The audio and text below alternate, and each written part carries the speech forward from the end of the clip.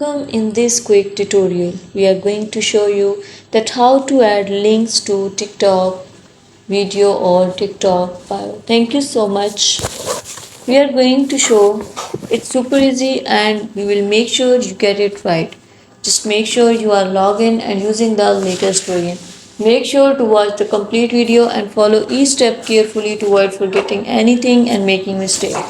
Okay, how to add links? Click on the TikTok app, click on the profile icon, click on the edit your profile and you can see here bio link. I have added link of my TikTok account here. You can copy any of the link and paste here. That was all, that how to add your link to TikTok or link of any videos to TikTok. Thank you so much.